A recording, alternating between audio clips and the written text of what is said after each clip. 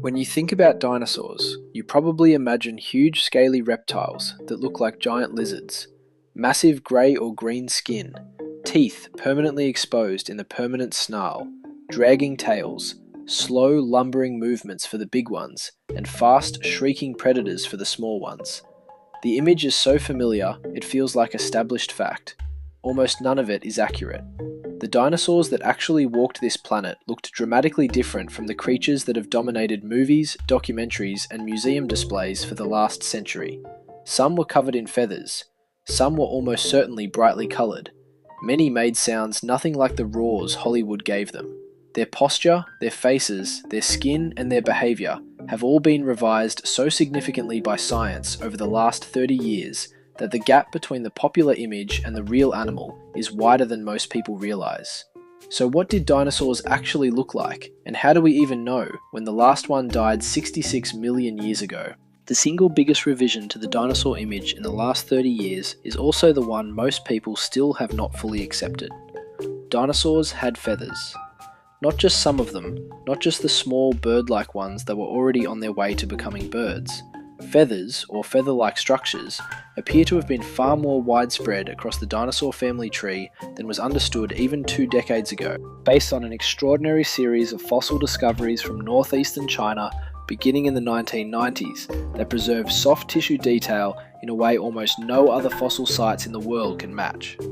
The Yixian Formation in Liaoning Province, China, contains fossils where fine sediment captured not just bone, but impressions of feathers, skin, and in some cases, even traces of internal organs, in animals that died and sank into the bottom of ancient lakes, where low oxygen conditions prevented decomposition before burial. From these sites, paleontologists have identified feathered specimens across a wide range of theropod dinosaurs, including Sinosauropteryx, which was covered in simple filamentous proto-feathers, Anchiornis, which had fully developed flight feathers on all 4 limbs, and Microraptor, a 4-winged glider whose feathers we can now describe in remarkable colour detail. Here is the question that changes everything about how you picture a T-Rex. Did the largest theropods have feathers too? The evidence is complicated and the debate is still live. Juvenile T-Rex specimens show evidence of fine, hair-like filamentous structures consistent with a downy covering. But skin impressions from adult T-Rex and other large tyrannosaurids show scales on parts of the body, particularly the belly, back, and tail.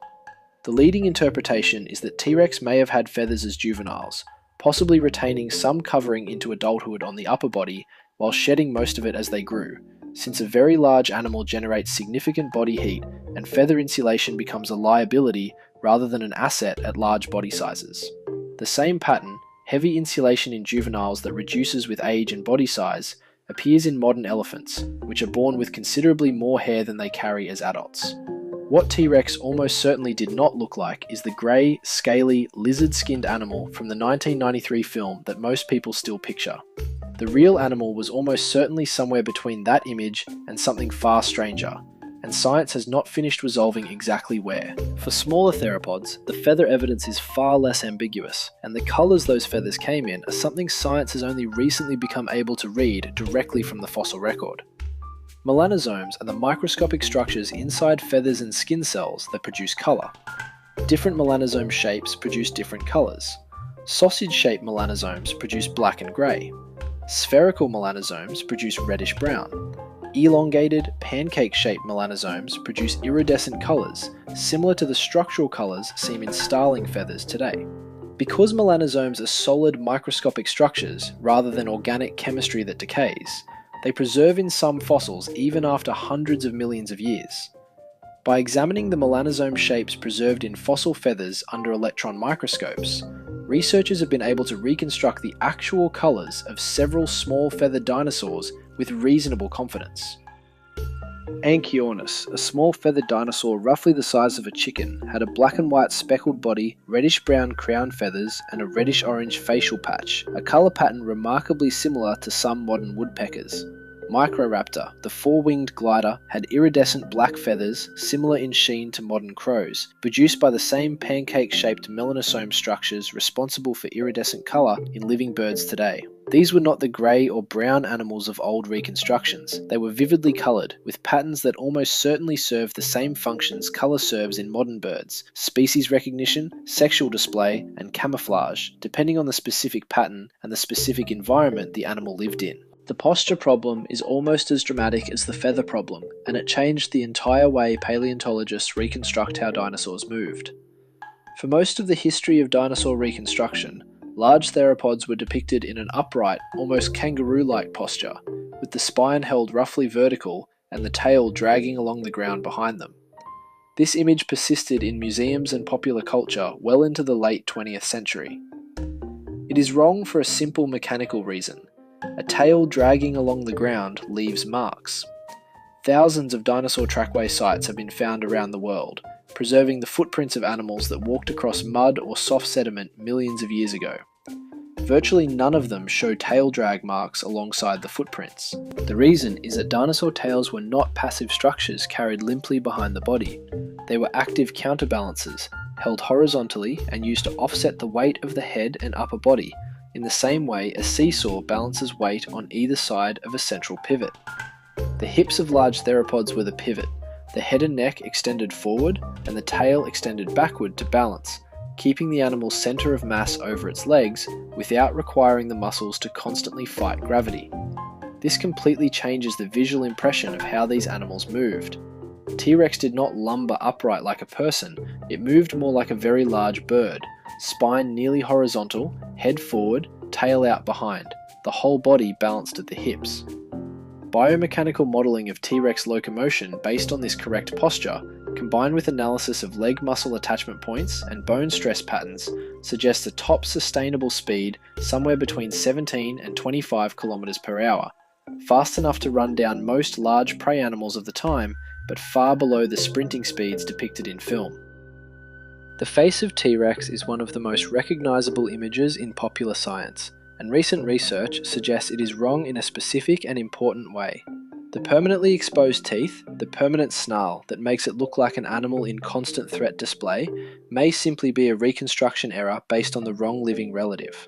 For most of the history of dinosaur reconstruction, paleontologists used crocodilians as the primary reference for theropod head anatomy, partly because crocodilians are archosaurs, the same broad group that includes dinosaurs, and partly because large theropod skulls superficially resemble crocodilian skulls in their proportions and tooth arrangement.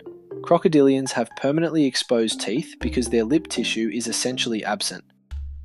But more recent analysis, comparing theropod skull anatomy to a broader range of living reptiles, including lizards and tuataras, which do have lips covering their teeth, has suggested that many theropods, including T-Rex, likely had lips. The evidence comes from several sources. Theropod teeth lack the distinctive root exposure and enamel wear patterns seen in crocodilians that have permanently exposed teeth, battered by air and constant contact. The skull bones in theropods show small holes called foramina, indicating the presence of blood vessels supplying soft tissue, in positions consistent with lip tissue rather than bare gum.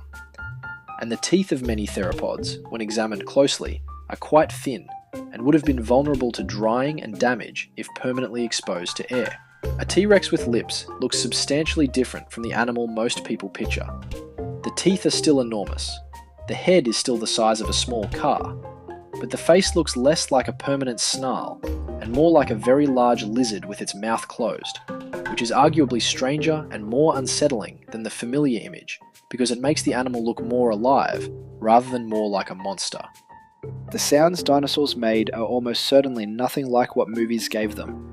The distinctive roar of the T-Rex in film is one of the most recognisable sounds in cinema. It is also almost certainly a complete fiction, constructed from a mix of animal sounds that bear no relationship to what a real theropod likely sounded like.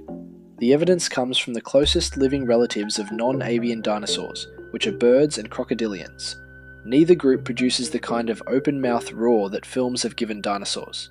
Crocodilians produce low-frequency bellows and rumbles with their mouths closed or barely open, many large birds produce deep, resonant, booming calls, also with mouths essentially closed, using inflatable throat sacs or specialized tracheal structures to amplify low-frequency sounds. Closed mouth vocalization, in which sound is produced internally and resonates through the body, rather than being projected through an open mouth, appears to have been the ancestral condition for archosaurs broadly, and is still used by a wide range of living birds and crocodilians today. The specific anatomy required for open mouth roaring, as seen in lions and other large mammals, appears to have been absent in theropod dinosaurs, which lack the specialized laryngeal structures mammals use. What T-Rex probably sounded like was something closer to a very large, very deep crocodile bellow, a low-frequency, closed-mouth rumble that would have been felt as much as heard, carrying over long distances in a way that high-pitched sounds cannot. Some researchers have suggested the infrasound component of these calls, frequencies too low for humans to hear directly, may have been the most important part of dinosaur communication, felt as vibration through the ground and body rather than detected by the ears at all. Beyond the physical appearance, the behaviour of dinosaurs has also been revised significantly by evidence that has accumulated over the last few decades. Trackway evidence from multiple sites shows groups of sauropods moving together in the same direction, with smaller individuals positioned toward the centre of the group, a spacing pattern consistent with adults protecting juveniles in a moving herd, rather than solitary animals walking parallel paths by coincidence. Nesting sites provide some of the most direct evidence of dinosaur behaviour available anywhere in the fossil record. Oviraptor, a small feathered theropod whose name means egg thief based on an early misidentification, is now known from fossils showing adults preserved in brooding postures directly over nests of eggs, with their arms spread in a position almost identical to how modern birds shelter eggs from weather and predators. This is not an animal that buried its eggs and abandoned them. This is an animal that sat on its nest. The cognitive range across dinosaurs was enormous, from genuinely dim sauropods with brains barely large enough to coordinate basic body function in an animal the size of a bus, to small feathered theropods whose brain-to-body size ratios approach those of modern birds, some of the most cognitively sophisticated animals alive today. Troodon, a small, lightly built theropod from the late Cretaceous, had a brain-to-body ratio comparable to modern emus, and some paleontologists have speculated that, given another 50 million years, theropod lineages already trending toward higher cognition might have continued along a trajectory producing genuinely intelligent descendants. So what did dinosaurs actually look like? Not the grey, scaly, lizard-skinned monsters of film. The small and medium theropods were feathered, often vividly coloured, and in some cases covered in four-winged plumage that would look completely at home on a very unusual bird today. The large theropods were probably partially feathered at least in youth, lipped rather than permanently snarling, held horizontal rather than upright, and almost certainly produced deep, resonant rumbles rather than lion-like roars. They were stranger than movies gave them credit for, and in many ways more recognisable, because the closest living descendants of the theropod lineage are not lizards or crocodiles, they are birds. Every crow, every parrot, every eagle currently alive is a theropod dinosaur, and every time you look at a bird, you are looking at the only surviving branch of the most successful group of land animals this planet has ever produced. The age of dinosaurs did not end, it just got smaller and grew wings. Thanks for watching. If you enjoyed the video, like and subscribe.